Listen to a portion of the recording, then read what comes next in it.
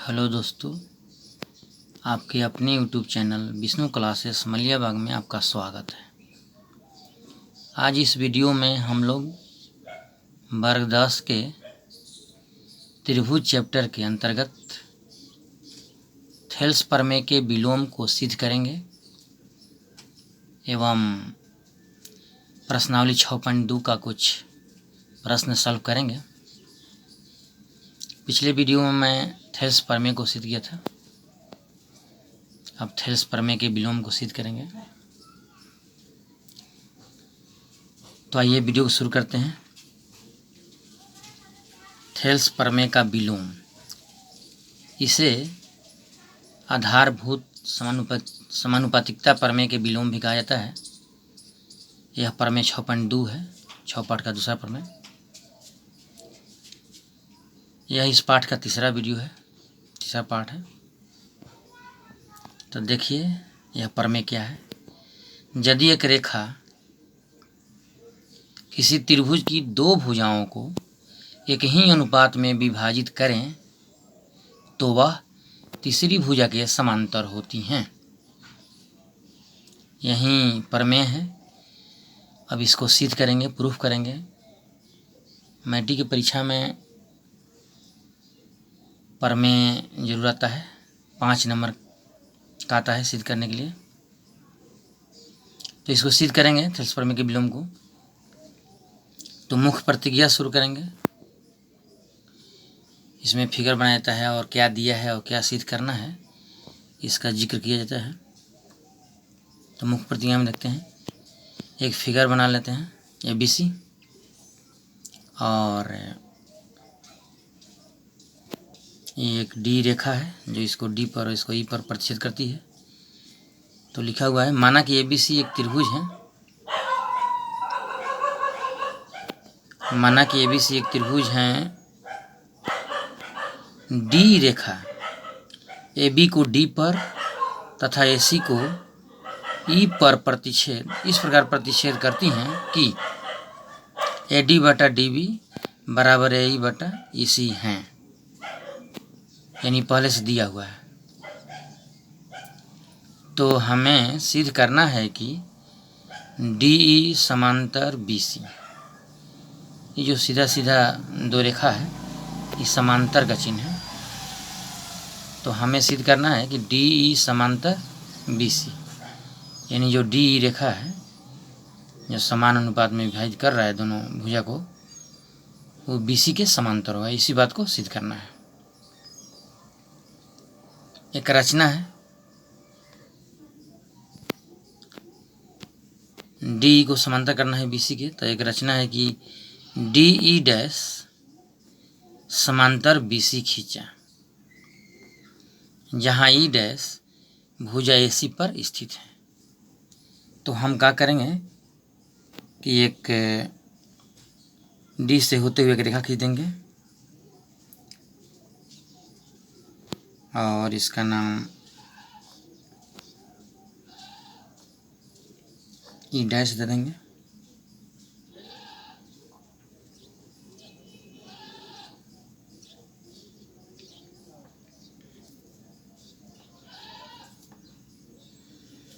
तो ये रचना है, एक रेखा खींच लिए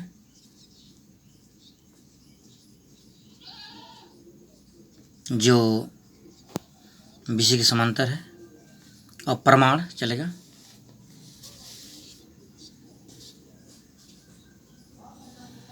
तो प्रमाण देखते हैं। AD बटा DB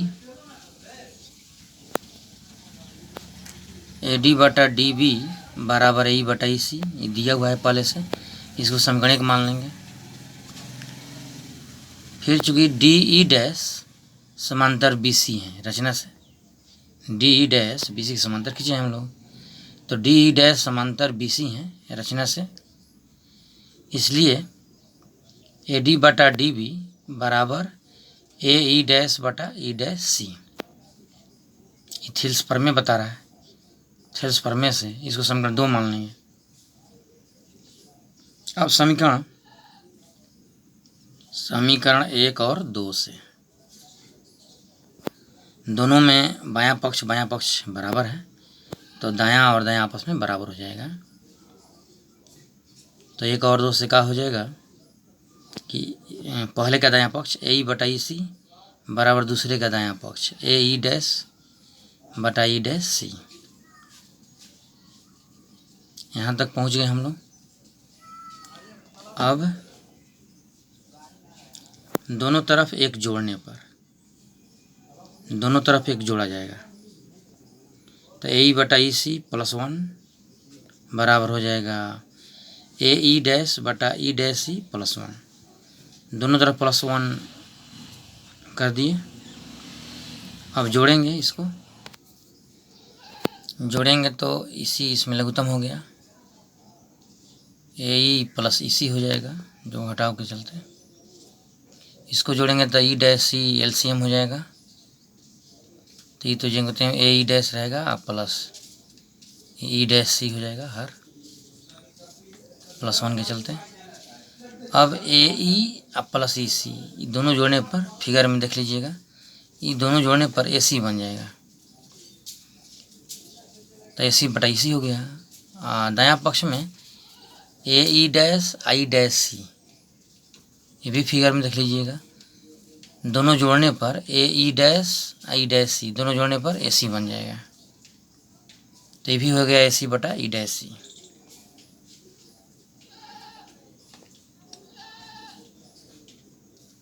ये दोनों जोड़ने पर ए सी, ये दोनों जोड़ने पर ए सी बटा ई सी, ए सी बटा ई डैश सी। अब ए सी से सी कट गया, कटाइए या मत कटाइए। अब अंश अंश बराबर है तो हर हर बराबर हो जाएगा, यानी ई सी बटा ई डैश सी हो गया। ई से सी तक ई डैश सी बराबर हो गया। अब यहाँ तर्क दिया जाएगा, फिगर में देख लीजिएगा कि हम लोग साबित कर दिए कि ई सी ई डैश सी के बराबर है, लेकिन यह तभी संभव है जब बिंदु ई और ई डैश संपाती हो। सी से ई और सी से ई डैश यह बराबर तभी संभव है जब ई और ई डैश संपाती हो, यानी ई और ई डैश एक ही हो, एक ही बिंदु हो। अब जब ई और ई डैश एक ही बिंदु हो गया, हम लोग माने हैं कि डी ई डैश समांतर है बी सी के। जब डी ई डैश को समांतर माने हैं तो अब ई डैश आई एक ही हो गया बिंदु, तो अतः डी ई समांतर हो जाएगा बी सी के। हम लोग डी ई डैश माने हैं, लेकिन ई डैश और ई एक ही बिंदु है, इसलिए इस आधार पर डी ई डैश समांतर बी सी हो जाएगा। यही हम लोग को सिद्ध करना था, यहीं प्रूव्ड हो गया। अब हम लोग प्रश्नावली 6.2 शुरू करते हैं। तो देखिए इसका पहला सवाल कह रहा है कि आकृति 6.17 6.17 1 और 2 में डी ई समांतर बी सी हैं। 1 में ई सी और 2 में ए डी ज्ञात कीजिए। यानी जो 6.17 यानी एक साथ जो चित्र है इसमें 2 फिगर दिया हुआ है, मतलब 2 प्रश्न हो गया। पहले में ई सी ज्ञात करना है और दूसरा में ए डी ज्ञात करना है। तो देखते हैं दोनों कैसे ज्ञात होता है। तो 6.2 प्रश्नावली, पहला का पहला यानी पहला फिगर वाला, पहला का पहला पहले बना रहे हैं। यही फिगर है ए बी सी, ये सब माप दिया हुआ है और ई सी अज्ञात है, मतलब इसी को ज्ञात करना है। तो चूंकि डी ई समांतर बी सी है, डी ई समांतर बी सी दिया है, तो चूंकि डी ई समांतर बी सी है, इसलिए ए डी बटा डी बी बराबर ए बटा ई सी हो जाएगा। थेल्स प्रमेय से, थेल्स प्रमेय बता रहा है जब ये रेखा समांतर है तो ए डी बटा डी बी और ए ई बटा ई सी बराबर होगा, ये थेल्स प्रमेय बता रहा है। अब इसी में जो जो मान दिया है उसका वैल्यू रखेंगे। तो ए डी 1.5 है, डी बी 3 है, ए 1 है और इसी ज्ञात करना है। अब दशमलव हटाएंगे तो ऊपर से दशमलव हटता है तो नीचे एक शून्य बढ़ जाएगा। दशमलव के बाद एक अंक रहने पर एक शून्य नीचे बढ़ता है तो 31 हो गया, 15 हो गया, इधर 1/80, 15 से कट जाएगा 2 बार में। अब ये हो गया 1/2, इधर हो गया 1/80। फिर तिरछा तिरछी कैंची छप गुणा करेंगे तो इसी से 1 से करने पर इसी और 2 से 1 से करने पर 2 सीएम। तो इसी का मान निकल गया और यही आपका आंसर हो गया। अब दूसरा सवाल देखेंगे।